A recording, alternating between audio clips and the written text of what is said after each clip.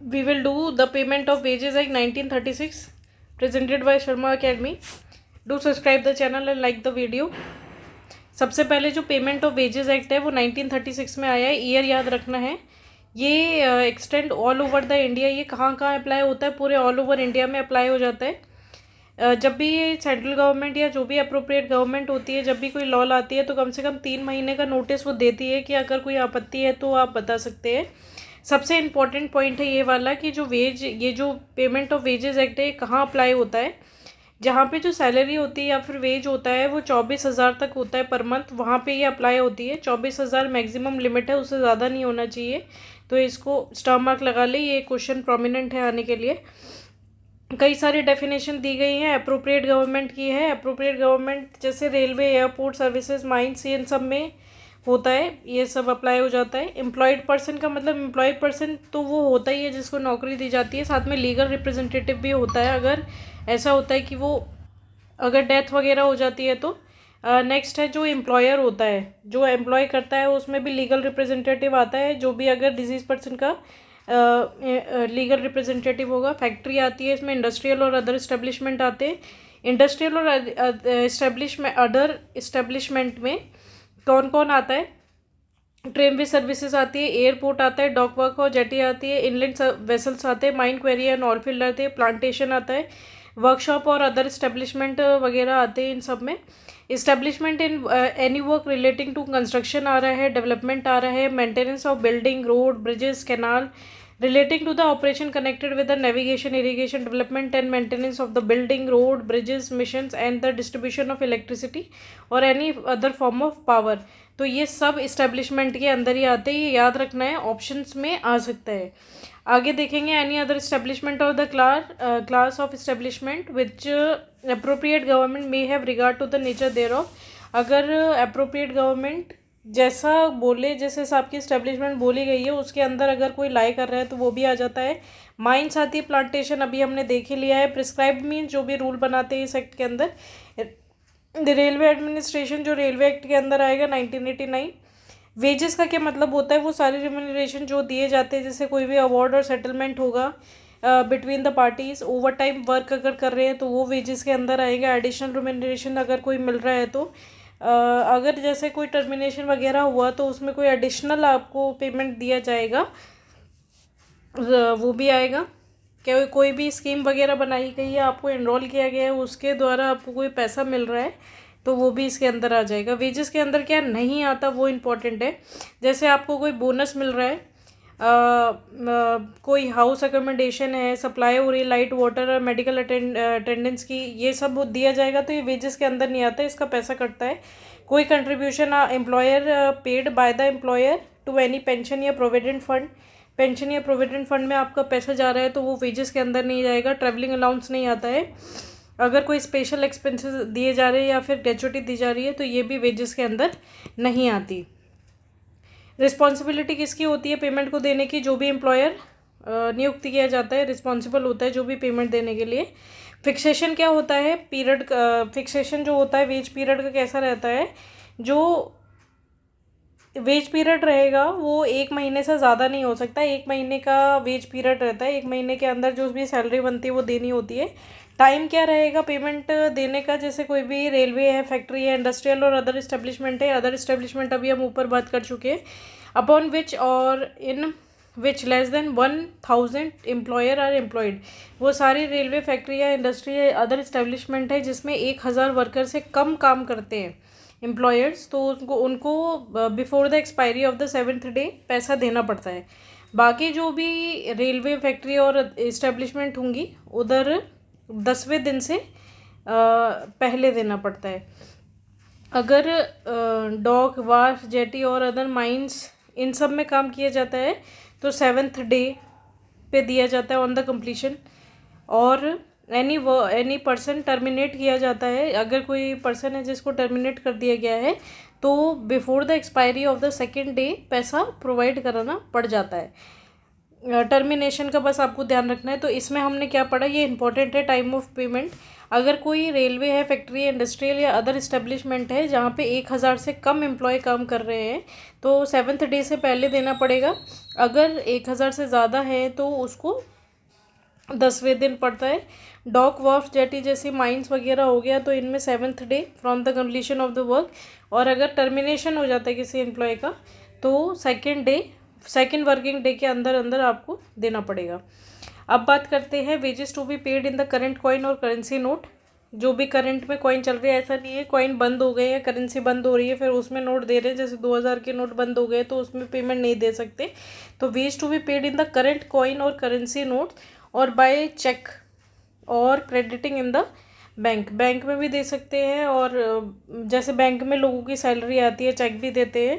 Deduction कब कब हो जाता है वेजेस से, देखिए कब, जब जैसे विदहोल्ड और इंक्रीमेंट हो रहा है, प्रमोशन हो रहा है, उसके लिए अगर जैसे सैलरी रुकी हुई है अभी लेकिन डिडक्ट नहीं की जा सकती। अगर ऐसा हो जाता है कि लोअर पोस्ट के लिए एम्प्लॉय चला गया या उसका डिमोशन हो गया है तो ऐसे केसेस में, और सस्पेंशन भी हो गया है, तो इन केसेस में क्या होता है, सैलरी घटती नहीं है। लेकिन किस किस केसेस में shall not be deem to be deducted from the wages, इसमें नहीं माना जाएगा कि वेज कम हो रही है।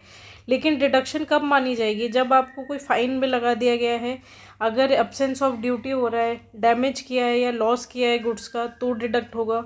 हाउस अकोमोडेशन आपको दिया गया है तो उसके लिए पैसा कटता है जैसे। और such amenities and the services supplied by the employer, deduction for the recovery of advance अगर आपको दे दिया है तो वो तो कटेगा। Deduction for the recovery of the loan, कोई लोन लिया है तो उसकी वजह से कट सकता है, जैसे loan granted for the house building और अदर पर्पसेस।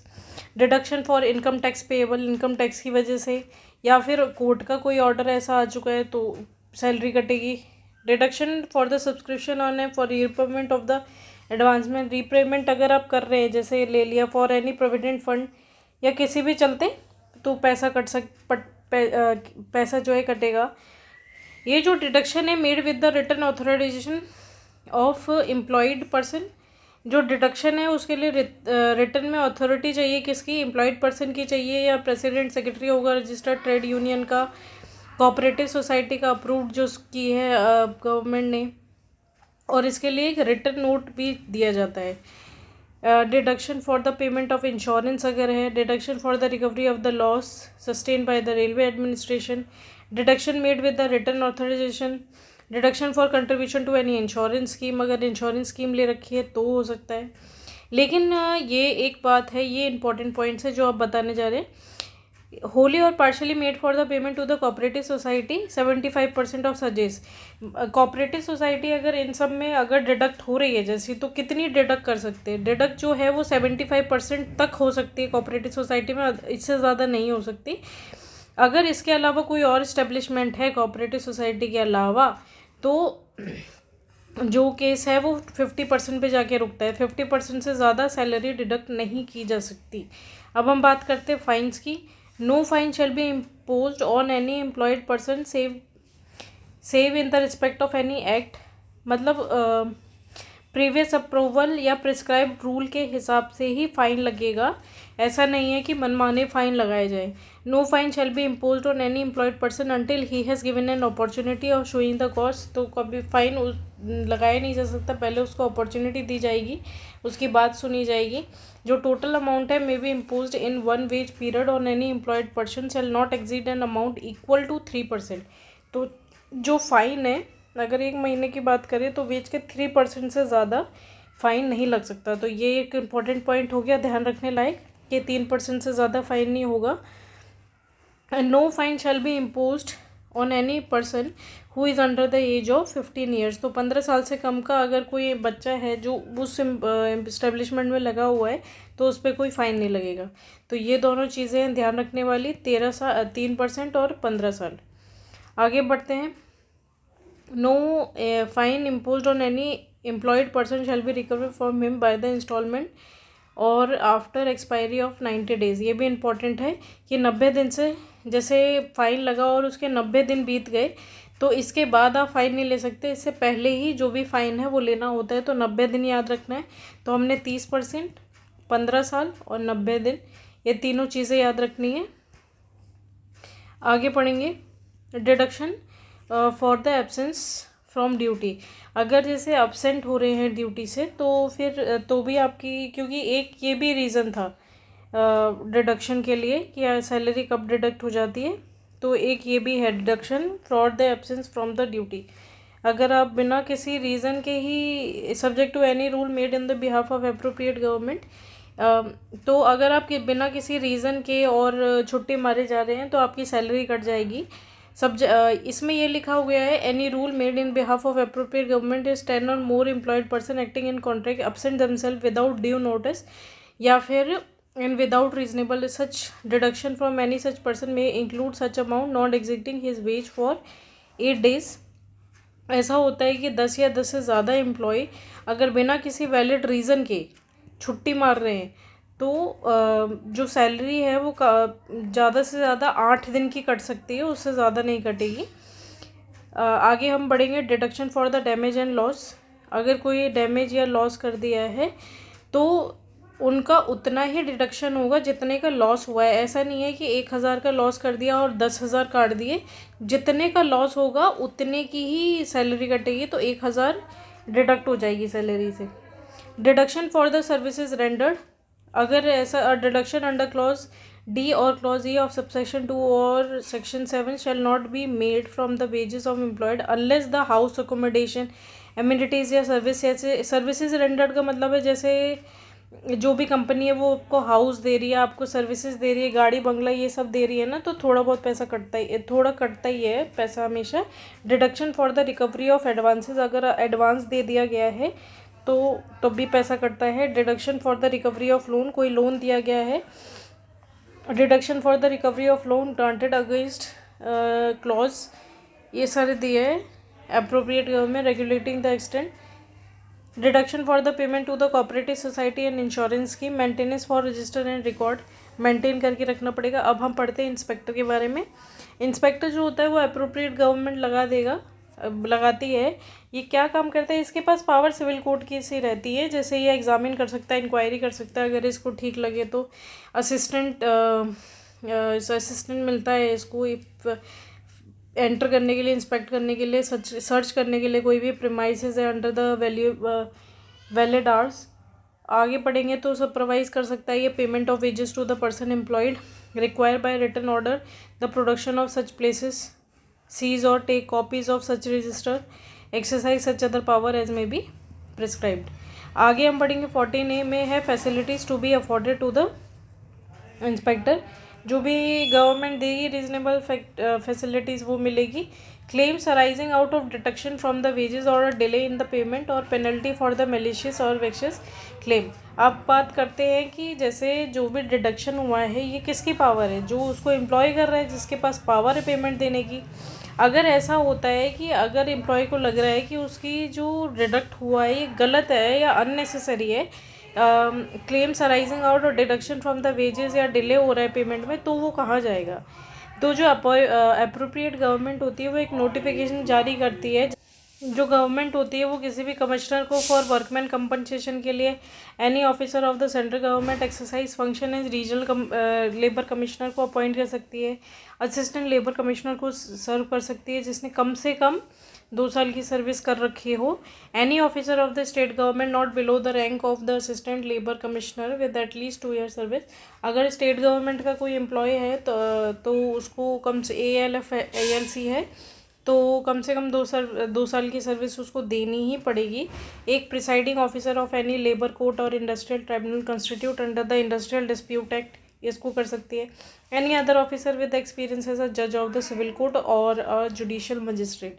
तो इन सबको गवर्नमेंट चाहे तो नियुक्त कर देगी, इनमें से किसी को वो नियुक्त करती है अगर आपकी कोई परेशानी है उसको सुनने के लिए। Every such application shall be presented within 12 month from the date on which deduction from the wages was made.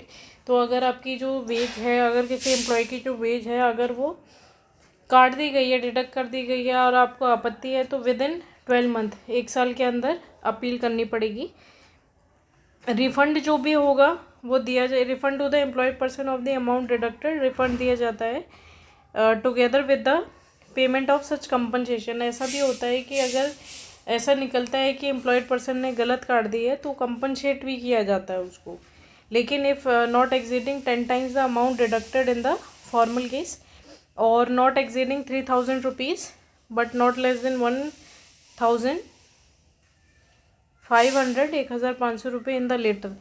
जैसे अगर जो पेमेंट डिले हुई है, पेमेंट आपकी डिले करके डिडक्ट करके दी गई है, 5000 की सैलरी है, 3000 रुपये दिए गए हैं, यानी आपने डिडक्ट करके दिए, और कोर्ट में ऐसा होता है कि नहीं गलत तरीके से काट दिया, तो आपको कंपनसेट भी करना पड़ेगा, जो कि 10 गुने से ज़्यादा नहीं हो सकता। तो कितना कटा, 2000 कटा, तो 2000 इंटू 10 यानी 20,000 से ज़्यादा नहीं दिया जा सकता as a compensation.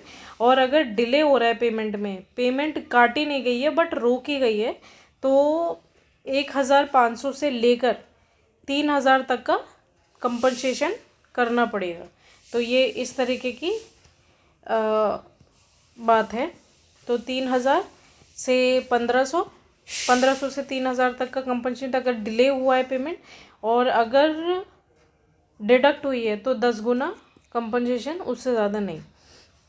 The application विच इधर malicious or vexes the authority may direct that the penalty not exceeding 370 rupees to be paid to the employer or other person responsible for the payment of the wages by the person presenting the application। अगर ऐसा लगता है कि application ही गलत है, malicious है, तो उस पर पेनल्टी लगाई जा सकती है, जो कि 370 रुपये से ज़्यादा नहीं हो सकती।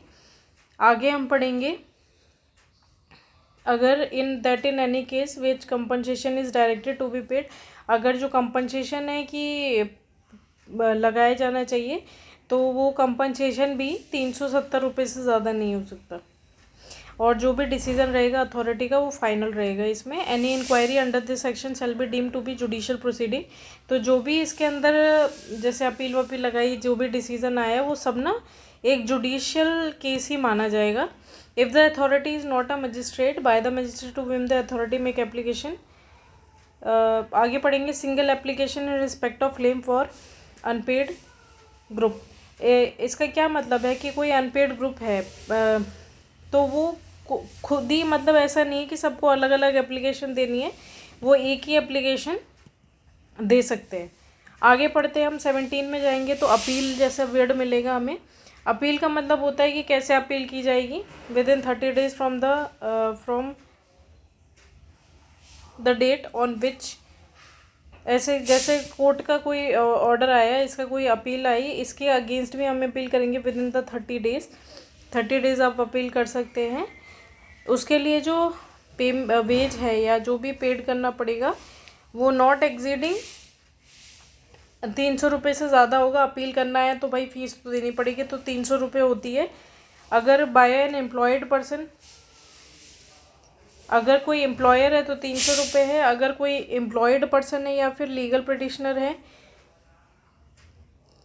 तो 20 रुपये, ये आप देख रहे हैं, एग्जीड 20 रुपये से। और एक अनपेड ग्रुप है जो ऐसा अपील कर रहा है, तो कितना पैसा जाता है, 50 रुपये से ज़्यादा। अगर अनपेड ग्रुप है तो 50 रुपये से ज़्यादा पैसा देना पड़ता है, और जो अगर कोई एम्प्लॉई है तो वो कितना देगा, 20 रुपये से ज़्यादा, और एम्प्लॉयर है तो कितना, 300 रुपया। 17 है, conditional attachment of the property of the employer or other person responsible for the payment of the wages. 18 में है, power of the authority for appointment under section 15। 20 जो है पेनल्टी है ऑफेंसेस की। whoever being responsible for the payment of the wages to an employed person contravene or any other of the provision, अगर कोई provision दिया गया है कि ऐसे ऐसे पेमेंट होनी चाहिए, उसमें कॉन्ट्रवीन हो जाती है, तो पनिशेबल होगा वो 1500 रुपये से कम नहीं दिया जाएगा, और 7500 से ज़्यादा नहीं, 1500 से 7500 तक का पनिशमेंट दिया जाएगा। whoever contravene the provision of section 4, section 5, 6, 8 subsection 8 of section 8 subsection 2 of section 10, ये सब सेक्शंस आते हैं, उनके अंदर पनिशेबल होगा वो, जिसमें 3750 रुपये पनिशेबल अमाउंट होगा।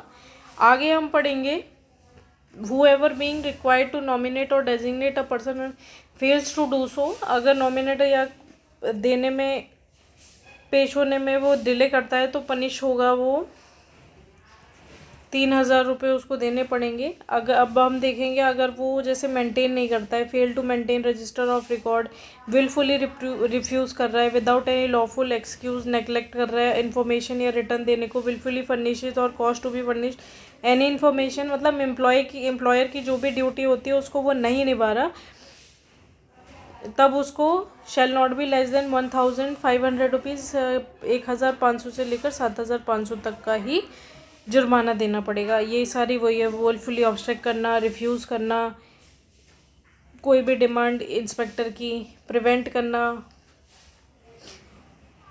If any person convicted of punishable है, वो अगर कोई जैसे पर्सन है वो गिल्टी है लेकिन वो मान नहीं रहा और दोबारा से वो दिक्कत दे रहा है, तो उसको फ़ाइन दिया जाता है 3,700 रुपये का, लेकिन ये 20,000 रुपये से 20,500 रुपये से ज़्यादा नहीं हो सकता। ठीक है, तो 3,700 से लेकर 20,500 तक।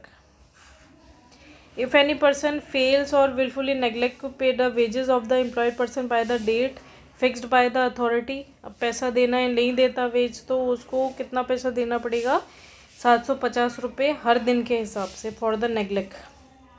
याद रखना है ये सारा। Procedure in trial of offence, no court, कोई भी कोर्ट इंटरवीन नहीं करता है, उनका खुद का अपना प्रोसीजर चलता है। तो 22 is bar of suit, 22 years the protection of the action taken in good faith, 23 contracting out, 24 delegation of power, appropriate government किसी और को पावर दे सकती है अपना, display by the notice of the expect of act, 25A is the payment of undisturb wages in case of death और employed person, death वगैरह हो जाती है उस केसेस में क्या रहेगा, तो किसको पेड किया जाएगा, जो भी नॉमिनेट किया जाता है पर्सन के द्वारा।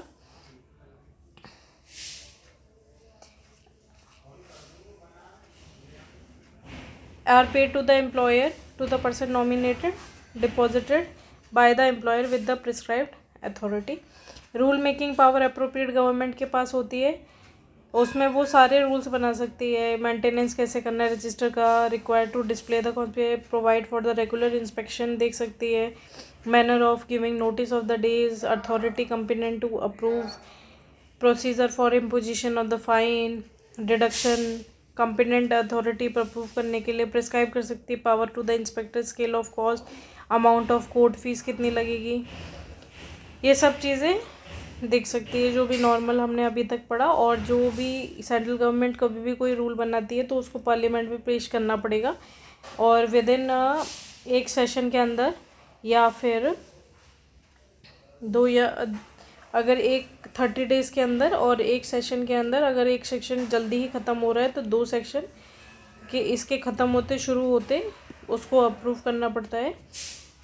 तो इस तरीके से जो पेमेंट ऑफ वेजेस एक्ट था वो हमारा ख़त्म हुआ। अगर आपको पसंद आई ये वीडियो तो do subscribe and like the video.